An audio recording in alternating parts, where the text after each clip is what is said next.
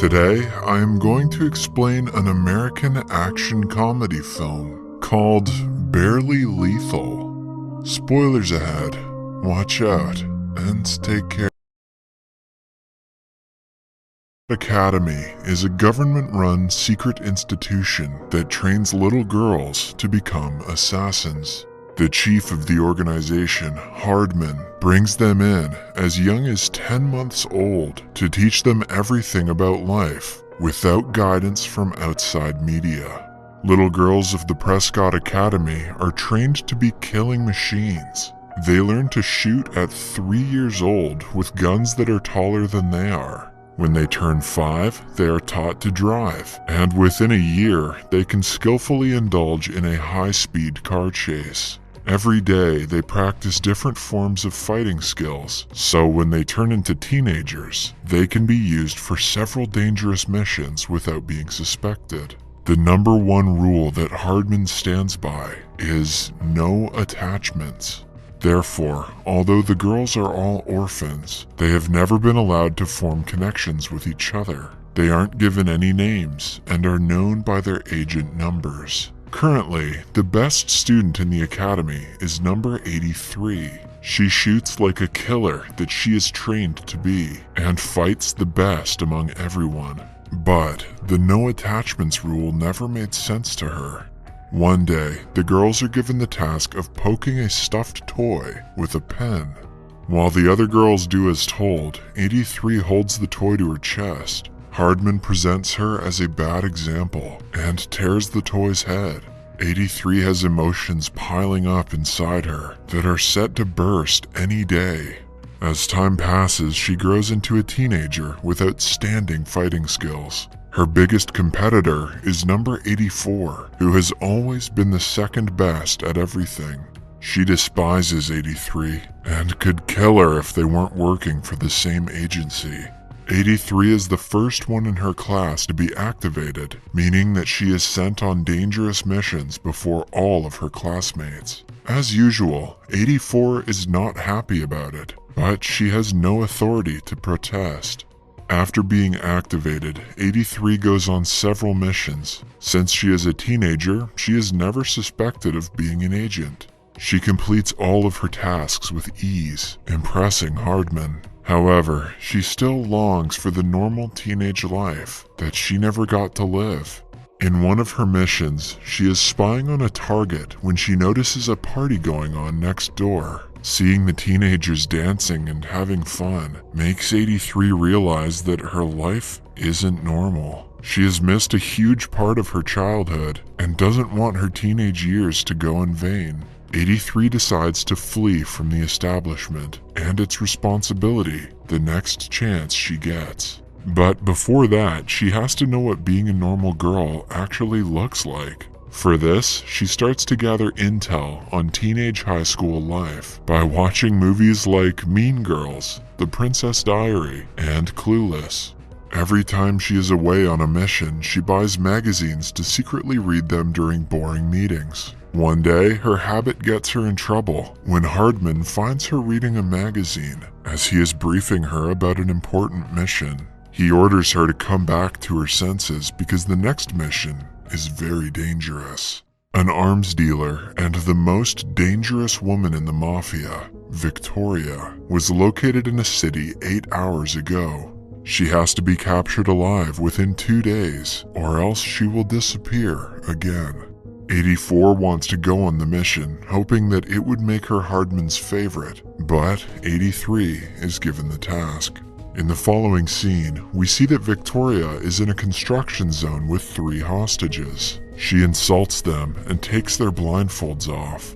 All of a sudden, the female hostage reveals that she is 83. In an instant, 83 attacks Knox and overpowers all her henchmen. She ties a hook to Knox that goes up to an airplane flying overhead. At last, they are pulled up to the plane, and 83's mission is complete. But since Knox still has her gun, she points it at her. 83 cuts the harness and drops into the river below, while Knox is pulled inside the airplane.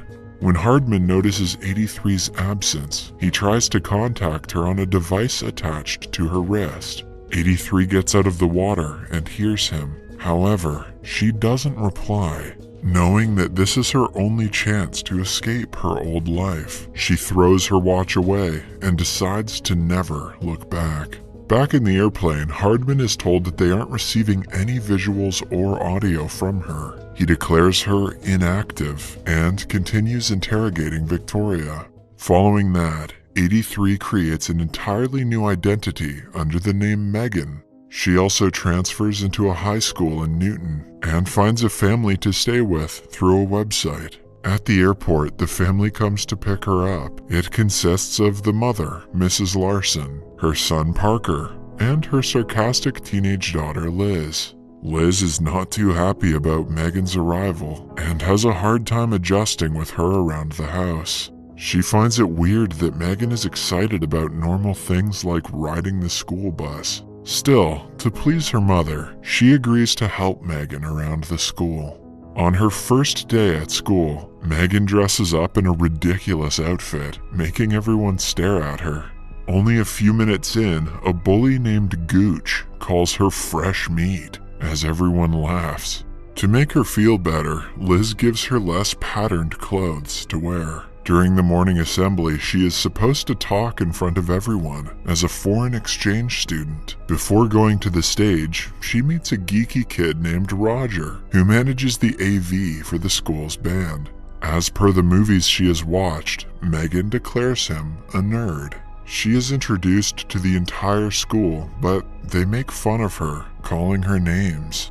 Soon they start asking her to go back to Canada, where she came from. If I were Megan, that's exactly what I would do. When the chanting gets louder, the school's band leader, Cash, interrupts the crowd with a song. He is the most popular guy in the school and is liked by many. Megan is also instantly attracted to him. During the lunch break, some cheerleaders call her to eat with them, but she refuses, assuming that they are mean, like the cheerleaders from her favorite movies. In biology class, she again meets Roger and makes friends with him. He seems to be attracted to her, but all Megan can focus on is Cash. The next day, she is assigned as Cash's lab partner. However, other girls from the class ask her to choose another partner, wanting Cash for themselves. Everybody is thirsty for Cash. After the class, the girls tell Megan that Cash likes girls who play the school's mascot. A gullible Megan believes that Cash is a furry and fails to realize that they're just trying to set her up, and goes to audition to be the school's mascot. She is selected instantly and called to practice for the next game. During the practice, a group of masked men run towards her and try to kidnap her. Megan uses her skills to easily overpower them, surprising everyone around her. She had thought that the masked people were agents sent by Hardman, but it turns out they are guys from a rival college trying to cause trouble. By the time she realizes this, everyone is filming her. They upload the video on social media, much to her horror. Back at Prescott's base, Victoria is being held and interrogated by Hardman. She is also aware that his way of stealing a good childhood from young girls is wrong. She calls him out for it, but the man insists that he is doing it for a good cause. Victoria also shows special interest in number 84 and is planning to use her to escape. They soon find out about the viral video of Megan and assume she is now working for a rival group. The next day at school, everyone is talking about Megan's outstanding fighting skills. She turns into one of the popular girls overnight. Her day gets even better when Cash calls her to his band practice after school. When she reaches there, she meets Roger and talks to him while waiting for Cash. Roger loves her personality and registers that they have a lot in common, but Megan is too busy drooling over Cash to see that he likes her.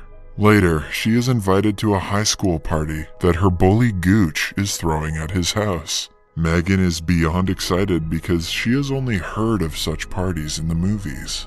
While returning home that day, she is kidnapped by people from Prescott. Hardman has assumed that she is working for a rival establishment and refuses to believe it when she tells him that she just wants to have a normal life.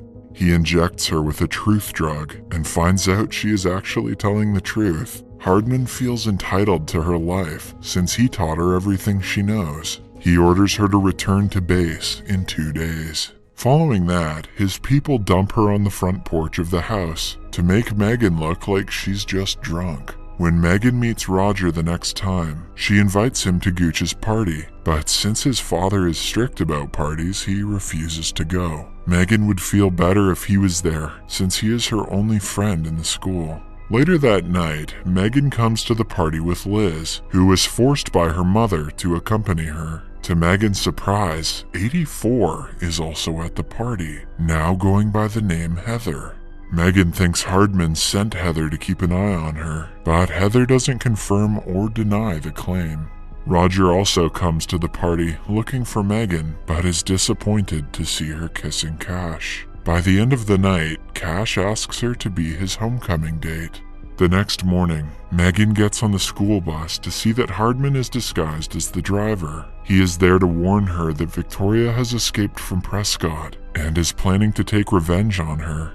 He offers her to return to Prescott, but Megan refuses. Later, we see her and Liz driving to school when they are pursued by a masked assassin. While in a car chase, Megan tells Liz the truth about her past life. They eventually crash in a junkyard, along with the assassin's car. The assassin is lost, but Megan recognizes her to be Heather by the scent of her perfume. Liz is in the hospital after the crash. Megan wants to leave before more people get hurt because of her, but Liz thinks that Megan trying to abandon the family would be worse. Starting that day, they get along well. Megan tells Liz everything about her life as an agent. They shop for outfits for homecoming together and get each other ready for the special night. Liz goes out with Gooch, who has changed after spending time with her at the party.